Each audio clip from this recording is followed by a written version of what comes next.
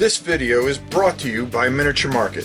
Thousands of board games, miniatures, and paints, discount prices at miniaturemarket.com.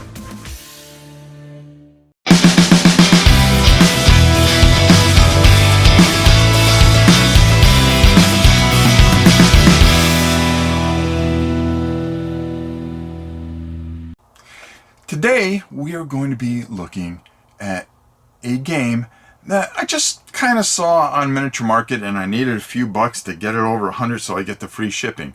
I knew nothing about it, and I saw a dice and I said, well, let's try it out. So I decided to bring in Titan dice, and boy am I glad I did. Let's go down to the table and kind of talk about the one-player game and the multiple player game. We're going to give you a brief overview. We're not going to give you all the rules. If anything, you'll see a live playthrough of this, and that will really help you through it. So let's go down the table, take a look at Titan dice. Okay, I'm going to talk about the solo variant, and I'll hit on the regular gameplay, but the solo variant is the thing that really intrigues me with this game. Now, you're going to set up these cards here, and you're only going to have two. You're going to pick two of these cards. I've got all three out there. I want to show you. In a 2, 3, 4, or 5 player game, a 4 player game, excuse me, you're going to switch the Kraken cards out for these Kraken cards. These Kraken cards you can tell are first player because it says 1 player on it. Now, what happens is all the creatures on the AI player start caged. And the game ends when all of those get here. You're trying to get all yours into the cage. So you're going to roll.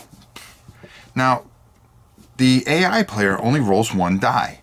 So as you can see, he rolls 1 die, and that's going to move him out of the cage closer to being caught here. At the starting point here. You're going to roll all 5 of your die. And as you can see, I got something that is called a wound.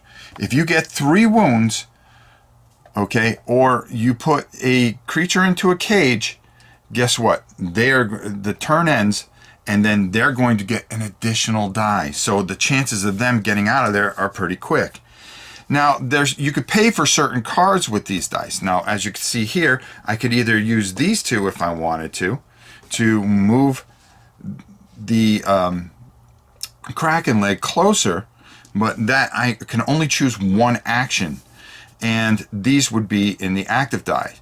After that, they would go again, of course, and this time the bull would move. Okay, but I can choose to either re-roll these dice, use one of these dice here, or take and re-roll all these dice here. Okay, now when you roll all these dice, you run the risk of getting, yes, wounds and ending out the round, and you want to keep them from rolling as many dice as you can. Now, another thing that you can do with leftover dice is you can buy a card, and that becomes an ability that you can use. Okay, there are certain things that can help you to push them back or things like that. There are also abilities that will help you use this bonus die, where you'll roll this bonus die, and maybe if you roll that bonus die, well, you roll it for yourself, of course, that'll help you push them back or maybe push your guy forward. It depends what you want to do.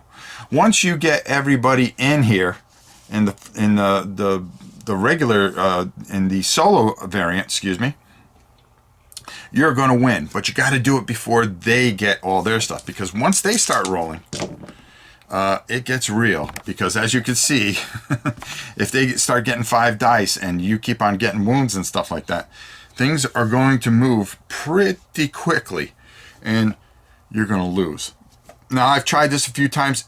It's hard, and I've yet to win, and that's what I like. There is a real challenge there. Now, let's talk about it in a two-player game, or yeah, we'll use a 2-player game. You're going to swap out these cards, of course, and what you're going to be trying to do is, again, once somebody gets 3 creatures into a cage, not all the creatures into a cage, but 3 creatures into a cage, they are going to start the end game, and then you're going to count victory points. Now, victory points are a big thing. For each step, for each creature that you get in here, you're going to get a victory point.